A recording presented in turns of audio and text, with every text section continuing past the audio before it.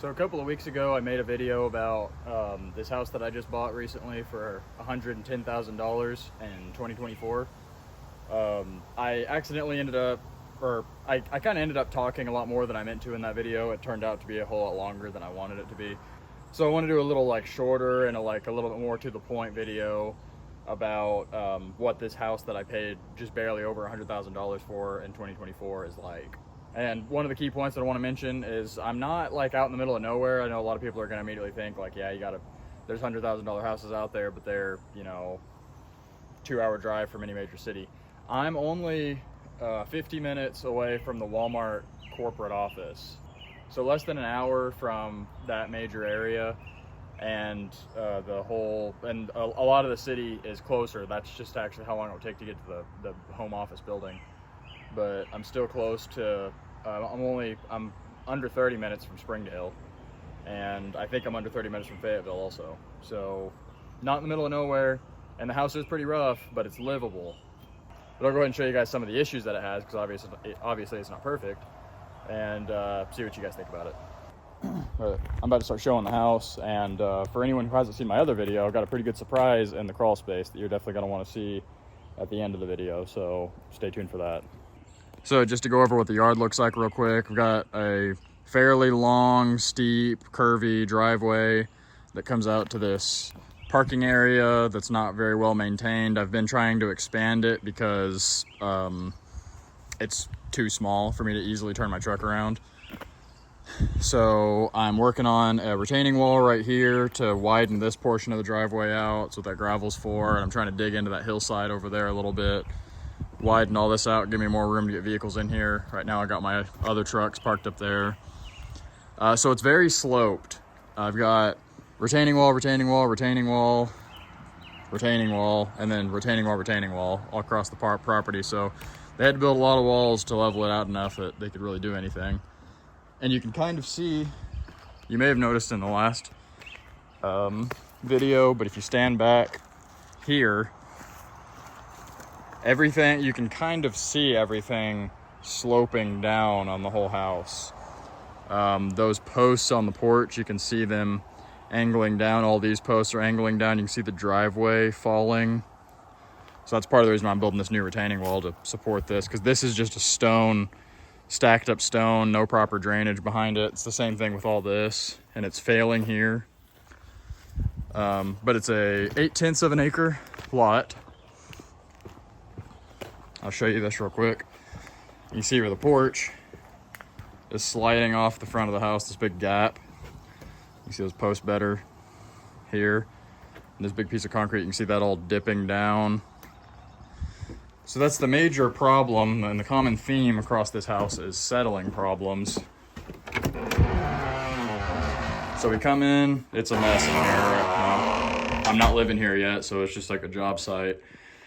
This is the laundry room, mud room area. It does have a new water tank. Here is the kitchen. It came with a stove and oven, that's brand new. It looks like they never used it before. A refrigerator. And you can see the floor is so out of level that they've got the one side of the refrigerator picked up to level it out. The kitchen isn't too bad as far as the floor being level. It kind of drops off right here. But in here is where it gets very noticeable in here. So this center is like a high spot, and it falls off over there. It falls off over here. It falls off here. It just into every corner. It drops about 1.5 inches from the center. And that's because the way that the crawl space is framed, or the way that the house is framed, is there's a girder that runs about here across the center. And they've got that supported in a bunch of spots, but all the foundation walls are sinking all the way around. So this is up level, probably where the whole house used to be, and then all the walls have dropped down. And you can see there's cracking in the corner of basically every door and window throughout pretty much the entire house. And you can see I don't really know if that was just built like that or if that's actually settling I think it's settling problems, because this is the side that's sinking and they've just re-sheetrocked it. And then this wall is actually the original exterior. You can see how much lean it has. I don't really know why that's happening. or if it was just built like that. But this is the original exterior, and then all of this is an addition. So as soon as you come in here, this is a slab, and that's on a crawl space. So they built this on, and there's no attic above this because you could see that roof line, the way that they pulled off the side of this. There's just no room for an attic. So the ceiling height is an issue in this room, and the bathroom right there. And you can see that's why they had to run this PEX for the new hot water heater below the ceiling, because there's no attic for them to go into. I'll show you the bathroom. Very short as you come over here. And the hot water line is just exposed the whole way. You got very narrow doors because they don't quite have room to put a 3-foot door in. It would be kind of getting into the ceiling there. This door, I don't really know why it had to be so narrow. Got a big closet here. This is the 1 bedroom. This is a 780 square foot house. You can kind of see everything from here. I've got a new door here to replace this one because this one's kind of in rough shape. That's just one I found in a barn. It just happens to be the same size as this one. So we'll go out this door onto the front porch. You can see it borders a storage facility, which could be a perk or a downside if you needed extra storage. You come off this side of the porch. You can see the rest of the yard here. The property line is approximately about where that connector goes up to those other houses. You can see that short roof line like I was talking about. And that is old, abandoned. That's an abandoned vent pipe. That other one right there on the roof is the current one. And right here is the septic tank that I think is failed.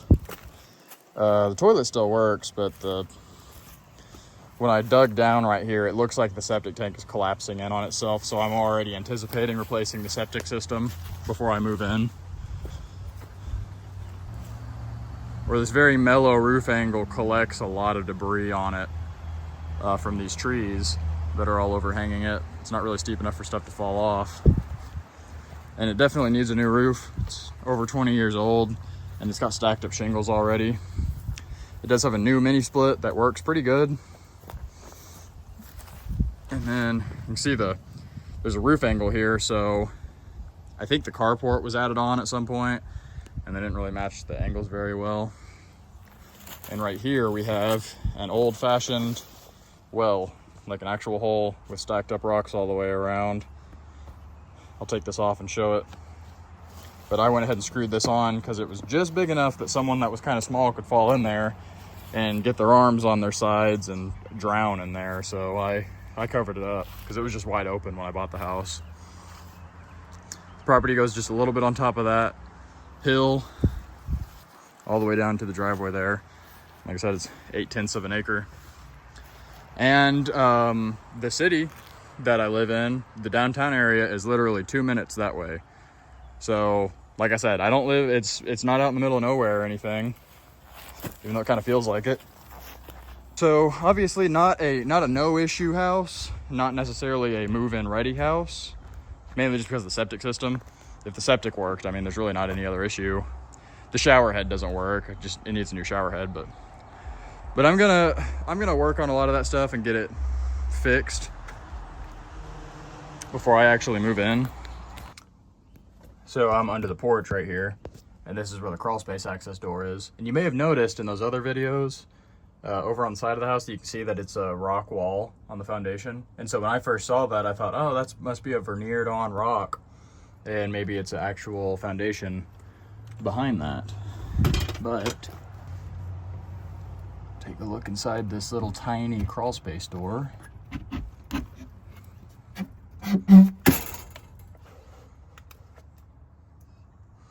So that post is one that I've added, and all those blocks I put in there. So check that out. That is the foundation wall. Just loosely stacked up rocks. And that is what the house is built on top of. So right here, there was a rock stack. I jacked it up and knocked the rocks over and put that in temporarily because it actually needed to come down in the middle. So I cut that a little short and let the house settle onto it. Same thing right there. So rock wall on that side too. And you can kind of see it tapers down to being extremely short over there. And let me crawl in here a little farther. So if you look across the way, you can see stacked up rocks for every pier. And this wall right here is all just stacked up rocks all the way around. So it's a house that's built on stacked rocks. So I anticipate you're probably saying to yourself right now, wow, this guy is an idiot for not realizing that the house was built on a pile of rocks before he bought it. Well, what you may think is even dumber is I did know that the house was built on stacked up rocks before I bought it, but I did hire a structural engineer that specializes in foundations and retaining walls of driveways to come do an evaluation before I purchased it. And his determination was that the house was perfectly safe and fine. He said it really doesn't affect anything besides just the cosmetics of the house, the settling issues. Said it's not necessarily dangerous in any way or a hazard. He said it doesn't really affect the value of the home that much. So his determination was that it's not that bad. And also, for the price of the house, and with my skill set, me and the engineer have been working together on a plan. We pretty much got one figured out on repairing all of that. For the most part, it's new real piers with concrete footers to replace all those rock stacks. And then we're still discussing what we're gonna do about the foundation walls, but it's kind of looking like the right thing to do is just a full foundation wall replacement, which I know sounds very daunting and like more work than anyone else would usually want to do, but you got to remember this is only a 780 square foot house. So you got to keep in mind there's really not that much square footage of foundation wall to replace, even if you do replace the entire foundation wall. I mean, it's less than 2 foot tall everywhere, and the long side of the house is 37 feet long, I think. And then this side's like 20 foot or something. So I'm gonna, I've given myself a lot of time to work on it and a lot of time to think about everything and evaluate, whether it's worth it or not. Not decided on anything yet, but I've got the bathroom remodel coming up and I am pulling permits for all of it. I know everyone thinks I have no idea what I'm getting myself into, but I am a contractor. I've been a contractor my entire career. So I do have a very good idea of what I'm getting myself into. And I have a lot of contractor friends that can help me. And I also am pulling permits for all of it. That's another thing that I've been seeing people commenting so far, that they think I'm going to be surprised by what I have to pull permits for and stuff. I've already pulled a permit for everything that I'm wanting to do. So it's been approved. Working with an engineer on the foundation. I'm working with an architect on the remodel. So nothing about this house has caught me off guard, surprised me, or scared me away. But I plan to try to record the process and upload videos regularly, keep everybody involved. So if you're interested, please subscribe and follow along. I anticipate I'll probably be working on this house for at least 2 years. I think it'll be an interesting one to follow along with. Right now the project is the retaining wall. I've been recording some videos about that, so that'll be coming. There will probably be some videos up on it by the time I get this one posted. So the listing says that this house was built in 1976, I'm pretty sure. But based off of the inspection and the evaluations we've done, we're pretty sure what it actually is this addition was done in 1976, and the actual house was built in more like the 40s or 50s. But who knows? Could have been built in 1976, but the rest of the house seems older than that. So anyway, thanks for watching. I tried to, hopefully that ended up being shorter and not so intimidating. My other video ended up being like half an hour long, so I know a lot of people probably didn't watch it because of that. If you're interested in following along to see where I go with this house, it's going to be there's going to be a ton of work going into it, a ton of money, a ton of my time going into it. But I'm trying to record as much of the process as I can, the stuff that I think people would be interested to see. If you have any suggestions, totally open to stuff in the comments. I want to hear from people about what everyone thinks about all this. If you think I made a humongous mistake and ruined the rest of my life, tell me. I'm happy to have conversations with anyone in the comments. I try to reply to every single comment because I don't get very many. But yeah, so subscribe if you want to follow along and leave a comment, whatever you think. I appreciate you guys watching.